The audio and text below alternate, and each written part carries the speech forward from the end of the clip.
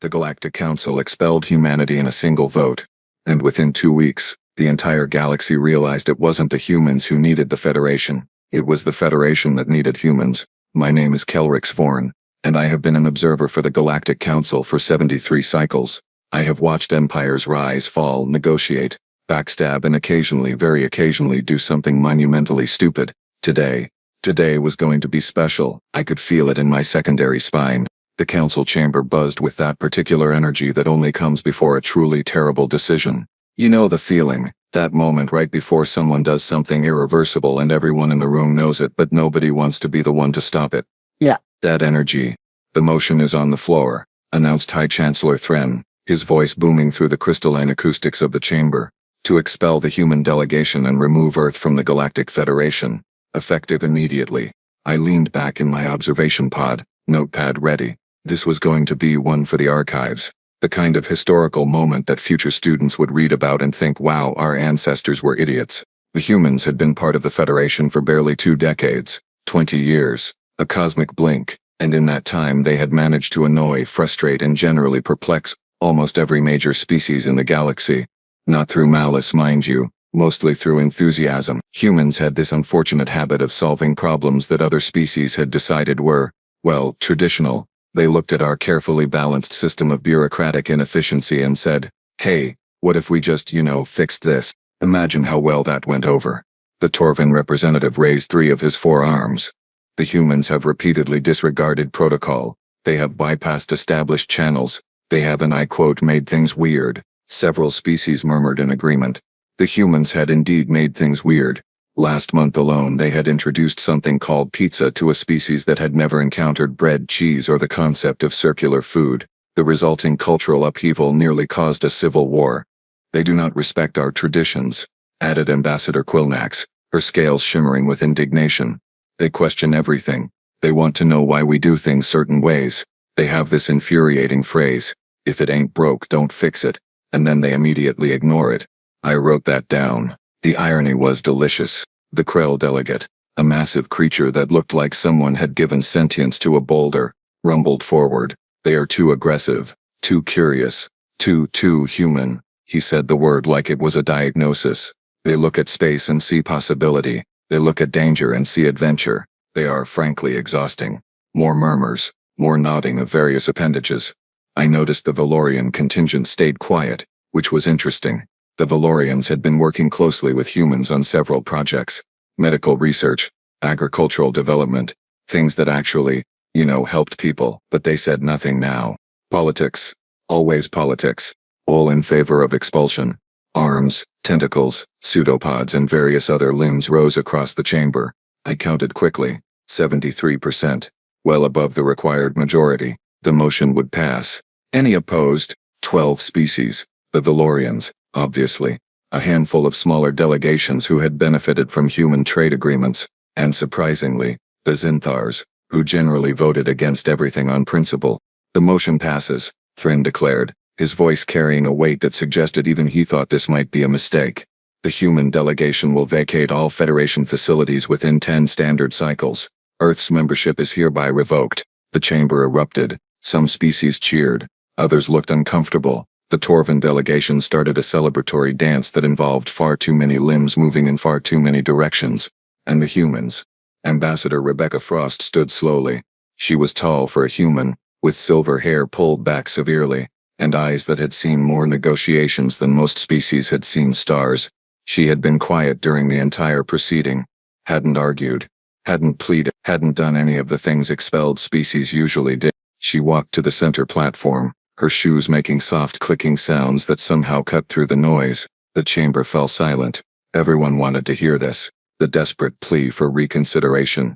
The anger. The threats. Something. Rebecca looked around the chamber slowly, making eye contact with dozens of species. Then she smiled. Not a warm smile.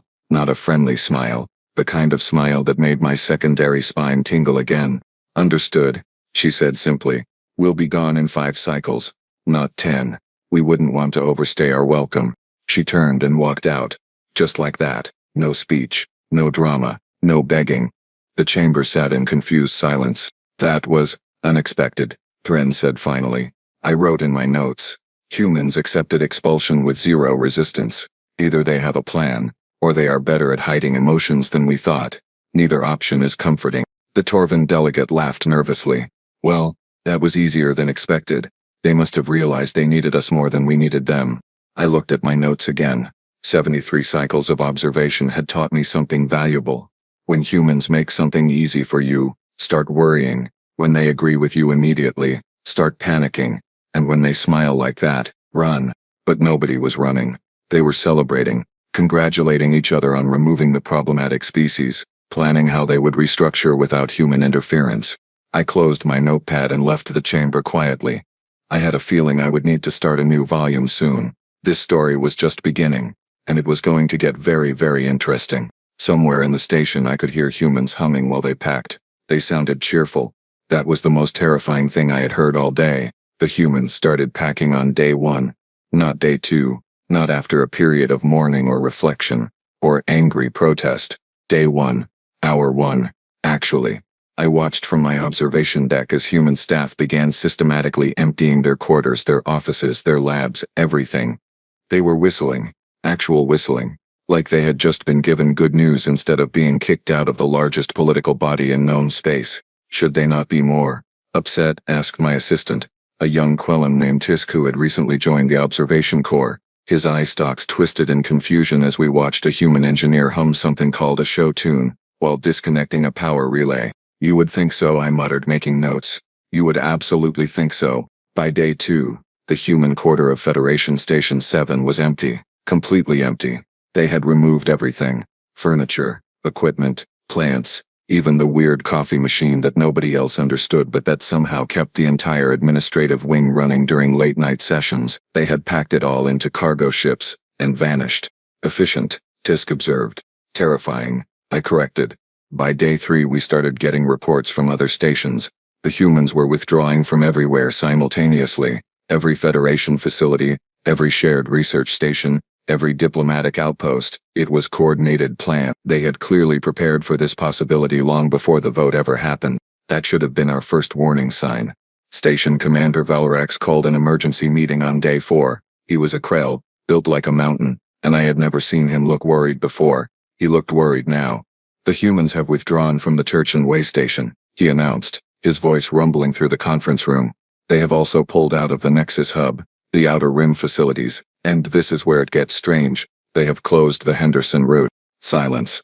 Dead silence. The Henderson route was the primary shipping lane between the core worlds and the expansion territories. It cut through a region of space that was technically navigable but practically suicidal due to gravitational anomalies and radiation pockets. Humans had mapped it, plotted it, and made it safe about 15 years ago. Captain Amanda Henderson had spent 3 years of her life making that route possible. It was named after her because she died doing it. Closed? Ambassador Quilnax asked, her scales losing their color. They cannot close it. It is a public route. It belongs to the Federation. Apparently not. Velrax said slowly. Apparently the route requires constant monitoring and adjustment.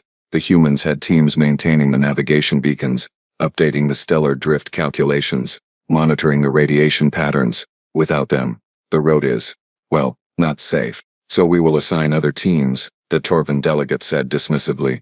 How difficult can it be? I watched Velrax's expression. I had known him for 40 cycles. He was not a creature given to anxiety, but his hands, all 4 of them, were clenched. We tried, he said quietly. We sent a Vortem navigation team through yesterday. Standard cargo run. 12 ships. And 3 made it. The others are missing. The room erupted. Voices overlapping. Panic rising. I just kept taking notes. This was exactly the kind of disaster I had predicted. Humans did not just participate in the Federation. They had woven themselves into the infrastructure so thoroughly that removing them was like removing a few random threads from a tapestry and expecting it to hold together. It did not hold together. By day 5 the reports were flooding in.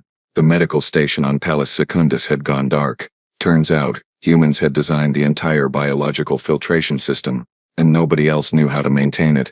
The agricultural satellites around Veron Prime were producing half their usual yield. Human agronomists had been optimizing the growth cycles. The communication relay on the edge of Federation space had stopped broadcasting. Human technicians had been the only ones who understood its quantum encryption protocol. "This is sabotage," someone shouted during the emergency session on day 6. "They are deliberately crippling our systems."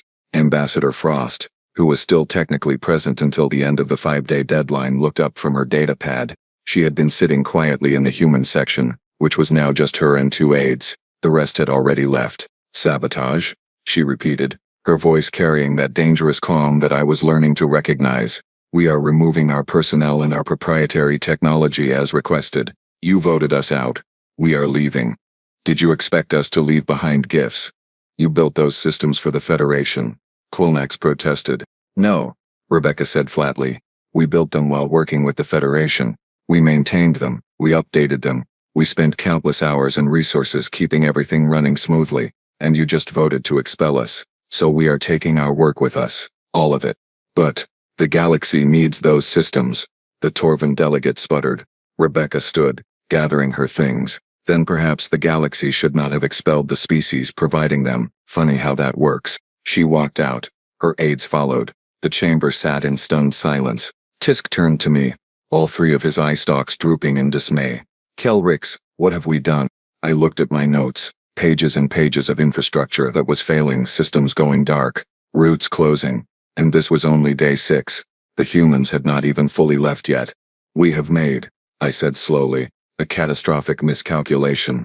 The Galactic Stock Exchange crashed that afternoon.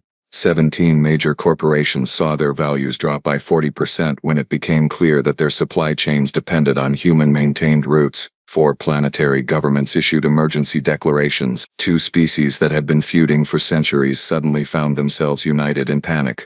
And somewhere, out beyond Federation space, I knew the humans were watching. Probably still whistling. Probably still humming those show tunes. Planning whatever came next. I started a new page in my notebook. At the top I wrote, "Day 7. The reckoning begins." I had a feeling I was going to need a lot more pages. Day 9. The humans were gone. Completely, totally, absolutely gone. And the galaxy was falling apart in the most spectacular fashion I had witnessed in 7 decades of observation. The irony was not lost on me. It was, however, completely lost on the Council. "This is fine," High Chancellor Thren kept saying. "We will adapt. We have survived for millennia without humans. We will survive again." He said this while sitting in a council chamber where the climate control had failed, making the temperature swing between freezing and boiling every 20 minutes. The human engineer who maintained it had left on day 4. Nobody else knew where the manual override was located. We had searched extensively, unsuccessfully. Thren was currently sweating through his ceremonial robes. So was everyone else. But sure, this was fine. The Valorian medical crisis hit first. Their primary hospital on the homeworld had been using human-designed nanosurgical equipment. Cutting-edge technology. Revolutionary, really. It could perform operations that were impossible just 5 years ago. Saved thousands of lives annually. The equipment stopped working on day 7. Not because the humans sabotaged it. Oh no. Nothing that dramatic. It stopped working because it needed a software update. A routine maintenance patch. The kind of thing the human medical liaison had been providing every 3 weeks like clockwork. There was no liaison anymore. There was no patch. There were 300 patients mid-treatment when the systems locked up. The Valorians sent a desperate message asking for help. The humans replied with a bill, 40 million credits for the update file plus another 60 million for the service contract they had cancelled when they were expelled. Payment up front, no negotiations. The Valorians paid. They had no choice. Their people were dying. I recorded this with a certain grim satisfaction. Not because I enjoyed suffering, but because perhaps, just perhaps, someone would learn something from this disaster. Spoiler alert. They did not. The Nexus trading hub collapsed on day 11. Well, collapsed is a strong word. It more slowly imploded. The hub was the largest commercial center in Federation space. Millions of transactions per hour. Hundreds of species trading everything from raw materials to cultural artifacts. It ran on something called the Harris-Chen algorithm. 2 human mathematicians had developed it specifically to handle the complexity of multi-species currency exchange, tax calculations, and tariff adjustments across 700 different legal frameworks. The algorithm was, according to every economist I spoke with, a work of absolute genius. It was also proprietary, and the humans took it with them. The trading hub tried to revert to the old systems, pre-human systems. Systems that had worked fine for centuries before Earth joined the Federation. Except the volume of trade had increased by 800% since the humans arrived. The old systems could not handle it at all. Transactions that used to take seconds now took hours. The backlog grew, and grew, and grew. By day 12, the hub had a queue of 4.6 million pending transactions. The economic ripple effects were, well, catastrophic does not quite cover it. Small businesses could not access their funds. Traders could not complete sales. Entire planetary economies ground to a halt waiting for payments to clear. The Krell tried to fix it. They assigned their best programmers to recreate the algorithm. 300 of their finest minds working around the clock. They gave up after 72 hours. One of them sent a message to the human mathematician Dr. Lena Okafor begging for help. Her response was short. I spent 8 years developing that algorithm. You expelled me after 20 months of Federation membership. Figure it out yourselves. I may have laughed. Just a little. In private. Into my recording device. For historical purposes only. The agricultural crisis was slower but somehow worse. Humans had introduced enhanced crop rotation techniques to 47 Federation worlds. Not fancy technology. Just better farming. They looked at soil composition, analyzed nutrient depletion patterns and said, hey, you know what would work better? And then they showed everyone how to do it. Crop yields had increased by an average of 35%. Famine had been virtually eliminated in the affected regions. Children were healthier, economies were stronger. Then the humans left. And the farmers trained in the new techniques tried to continue. But they ran into problems. Pest infestations that the humans had warned about. Soil imbalances that required specific interventions. Equipment breakdowns that needed particular expertise. The humans had left manuals. Thick, detailed manuals explaining everything. But the manuals were in English. And while many species had learned conversational English, technical English was different. Translators helped. But translation of complex agricultural science was imprecise. By day 14, crop projections for the next harvest cycle were down 42% across the affected worlds. 42%. Famine was back on the menu. Literally. The council held another emergency session. Thran was no longer saying things were fine. He was saying we needed solutions. He was saying this could not continue. He was saying someone had to do something. I watched from my observation pod, notepad full, and thought about the sheer audacity of it all. The galaxy had spent weeks, months actually, complaining about humans, about their enthusiasm, their refusal to accept the status quo, their constant questions and improvements and changes. And now the galaxy was learning what life looked like without them. Quilnak stood, her scales pale. Perhaps we should consider, maybe we could negotiate. Negotiate what? The Torvan delegate snapped. They are gone. They have made it clear they want nothing to do with us. Then we are doomed, someone whispered. Not doomed, I wrote in my notes, but definitely suffering the consequences of our own spectacular stupidity. The humans did not destroy us. We destroyed ourselves. We just needed them to leave before we noticed. Day 15 was coming. I had a feeling things were about to get even more interesting. I was right. Day 16. The broadcast came from everywhere and nowhere simultaneously. Every major communications network in the galaxy picked it up. Every screen, every console, every data stream suddenly carried the same message. The humans had not asked for permission. They had not requested airtime. They just took it. Because of course they did. Ambassador Rebecca Frost appeared on screen, but she was not wearing her diplomatic attire anymore. She wore a simple gray uniform with a patch I did not recognize. Behind her stood a dozen other humans, all wearing the same uniform, all looking remarkably calm for people who had just been expelled from galactic civilization.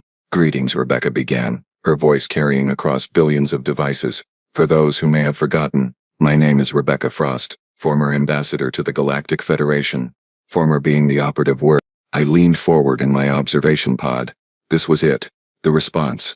I had been waiting for this. The Federation voted to expel Earth 16 days ago. We respected that decision. We left quietly, efficiently, and without complaint.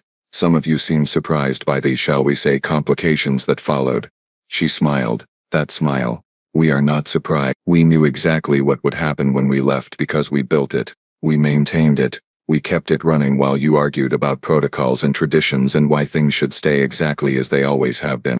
Thran was watching from the council chamber. His face was unreadable. Around him dozens of species sat in absolute silence. But we are not here to gloat, Rebecca continued. We are here to announce our future. Humanity is moving forward, not back, not sideways, forward.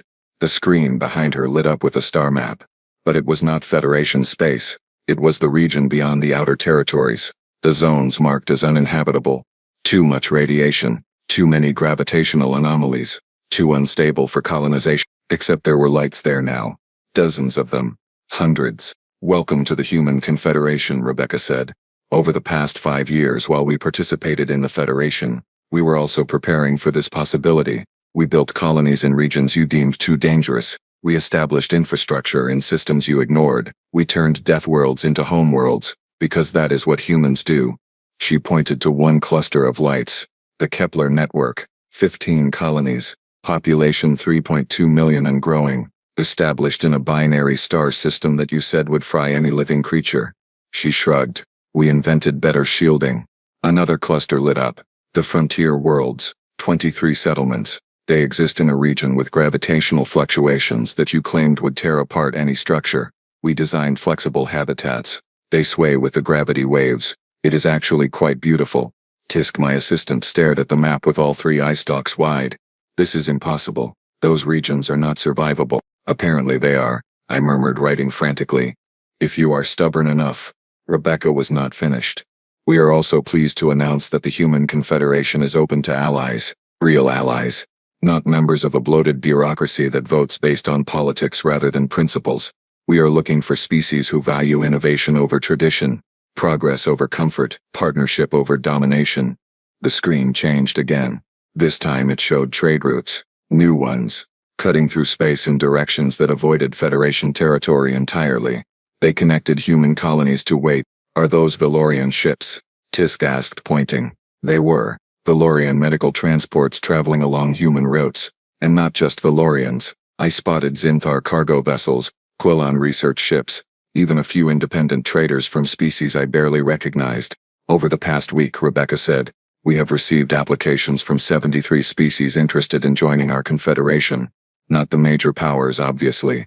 They are too invested in the Federation's failing systems, but smaller species, independent colony, groups who are tired of being ignored by the Council while the big players argue about nothing." She leaned forward slightly. "We are accepting 20 of those applications, carefully selected. Species who bring skills, knowledge, and most importantly a willingness to adapt, to change, to build something better than what existed before." The Council chamber erupted. Shouts. Accusations. Panic. The humans were not just leaving. They were building a rival power. They were poaching Federation members.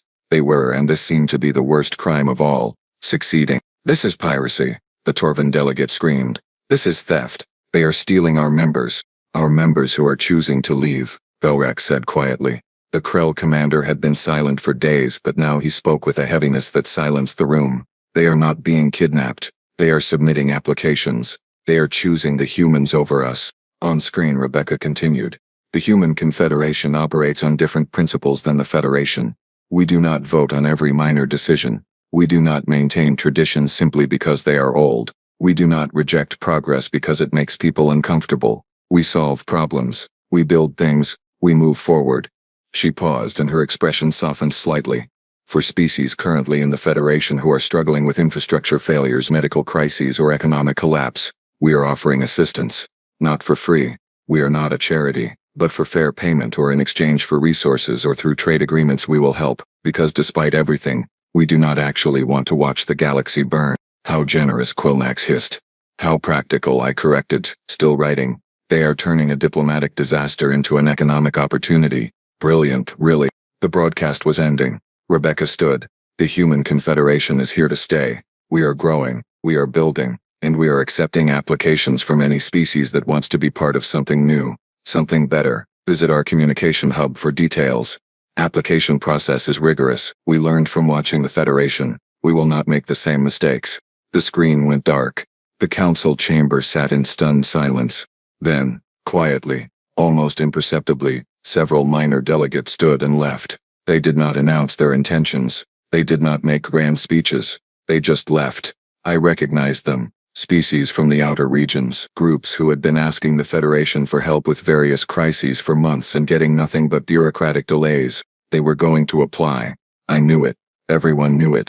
"We need to do something," Thren said finally. "We cannot let this stand. We cannot let them steal our members." They are not stealing anyone, Velrax rumbled. They are offering an alternative, one that apparently works better than what we provide. So what do we do? Someone asked. The question hung in the air. Heavy, desperate. I closed my notebook. I knew what they were going to do. They were going to panic. They were going to scramble. They were going to try to fix in weeks what they had broken over years of complacency. And the humans were already 3 steps ahead. Building, growing, thriving. I had spent 73 cycles watching the galaxy. I had seen empires rise and fall, but I had never seen anything quite like this. A species expelled from the galaxy's ruling body, only to turn around and build something potentially greater. Day 16. The day humanity stopped asking permission and started writing their own future. I had a feeling the Federation was about to learn a very painful lesson about consequences. 6 months, half a standard cycle. In the grand scope of galactic history, it was nothing. A heartbeat. A blink. It was also enough time to watch an empire crumble. I sat in my observation pod surrounded by reports, data streams and economic projections that read like horror stories. The Galactic Federation was not dead. Not yet. But it was dying. Slowly. Painfully. Obviously. And everyone was too proud to admit it. The Nexus trading hub had never recovered. The backlog of transactions now exceeded 11 million.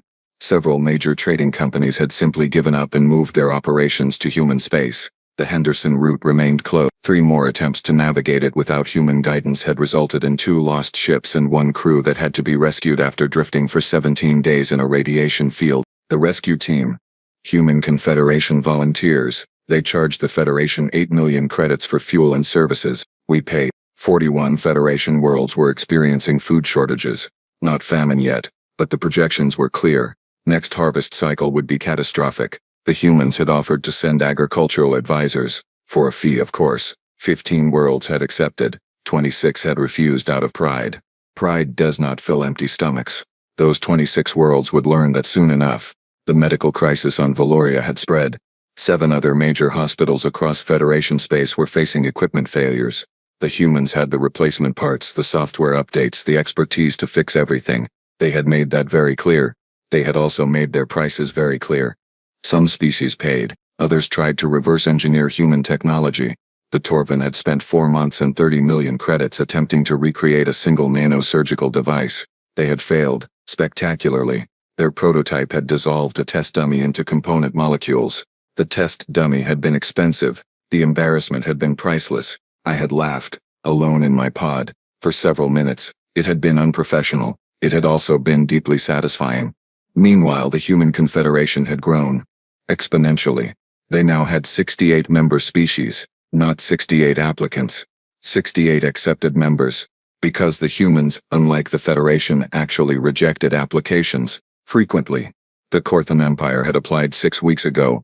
Major power, controlled 17 systems, brought significant military might and economic resources. The humans had rejected them within 48 hours. The reason? According to the politely worded rejection letter that somehow got leaked to every major news network, the Korthan Empire maintained a strict caste system that violated human principles of equality and dignity. The letter suggested that if the Korthan wished to reapply, they should consider reforming their social structure first. The Korthan had been outraged. The smaller species in the Federation had been quietly delighted. And I had written 3 pages of notes about the sheer audacity of a 20-year-old spacefaring species lecturing a 5,000-year-old empire about morality. The audacity was breathtaking. It was also apparently working. 2 other species with questionable labor practices had suddenly announced social reforms, coincidentally right before submitting their applications to the Human Confederation. The humans had accepted one, rejected the other with a note saying, "Nice try, but we will check back in a year to see if your reforms are genuine." The Federation had no such standards. We accepted anyone with enough political influence or economic leverage. Character was optional. Principles were negotiable. It had always been that way. Watching the humans actually enforce ethical requirements was strange, uncomfortable, effective. Their economy was booming. Trade routes that avoided Federation space entirely were now carrying more traffic than our core routes. Human technology previously shared freely was now valuable enough that species were offering significant concessions just for access. The Confederation was turning a profit while the Federation hemorrhaged funds trying to maintain infrastructure we no longer understood. The irony was so thick I could taste it. Thren had called another emergency session yesterday. Day 173 since the expulsion. He looked older, tired. His ceremonial robes hung loosely. He had lost weight. Stress would do that. We need to address the situation, he had said. Not the human situation, not the crisis. The situation. As if vague language would make it less catastrophic. Our economic projections are concerning. Multiple member species are experiencing significant difficulties. We must find solutions. Quillax had finally spoken the quiet part out loud. We made a mistake. The chamber had gone silent. Admitting error was not something the council did, ever. It set precedents. It showed weakness. It suggested that maybe, possibly, the grand and glorious Galactic Federation could be wrong. We acted hastily, she continued, her scales pale. The humans were difficult, but they were also essential. We did not realize how essential until they were gone. So what do we do? The Torvan delegate had asked. We cannot simply invite them back. They have moved on. They have built their own power structure, and frankly they seem quite happy without us. Happy was an understatement. The latest reports from human space showed colony populations growing, new construction projects launching daily, and a waiting list of species hoping to join their confederation. The humans were not just surviving, they were thriving. We had expelled them thinking they needed us. Turns out, we needed them.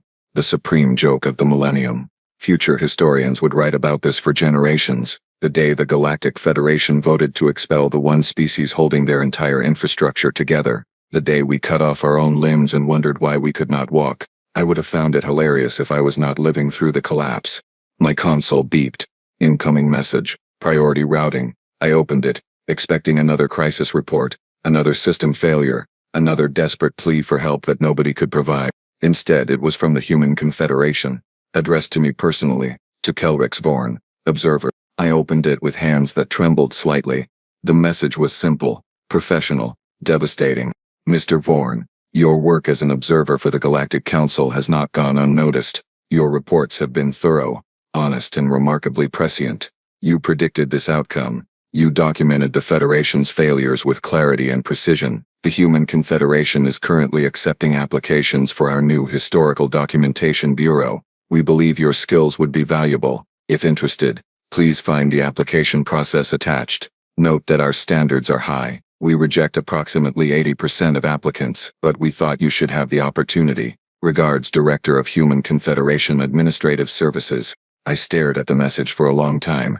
They were recruiting me. Personally, the humans were not just building a new government, they were building a better one, and they were cherry-picking the best people from the Federation to do it. I thought about my 73 cycles of service. I thought about the reports I had filed, the warnings I had given, the recommendations that had been ignored. I thought about watching the Council make terrible decision after terrible decision while I documented it all for archives that nobody read. I opened the application. It was extensive, detailed. It asked questions about ethics, methodology, impartiality and integrity. It required work samples, references, and a personal statement about why historical documentation mattered. The Federation had never asked me any of those questions. They had assigned me the position based on seniority and availability, nothing more. I began filling out the application. Outside my pod, the Federation continued its slow collapse. Inside, I wrote carefully, thoughtfully, about the importance of recording truth, about the responsibility of observers to remain objective even when observing catastrophic stupidity, about the value of learning from mistakes, so they are not repeated. I finished the application 3 hours later. I attached my best work, reports that had predicted exactly this scenario, documentation of the infrastructure humans had built and maintained, analysis of the vote that had expelled them. I submitted it. Then I sat back and waited. The galaxy had voted to expel Earth. Humanity had chosen to chart a new future, and I had chosen to stop observing a dying empire and start documenting the birth of something new. Whether they accepted my application or not, I had made my decision. Sometimes the best way to serve history is to choose which side of it you want to be on. I looked at my notebooks. 73 cycles of observations. Mountains of data about the Federation's slow decline. I started a new notebook. On the first page I wrote, The Human Confederation. Year 1. A study in what happens when you build a government based on merit instead of tradition. My console beeped again. Another message. Another Federation crisis. Another system failing. I marked it as read and returned to my new notebook. The old empire could document its own demise. I had better things to record. Outside my viewport, a human supply ship passed by. heading toward the outer territories, toward the zones we had called uninhabitable, toward the future. I smiled and kept writing. History was happening, and for the first time in 73 cycles I was documenting something worth remembering.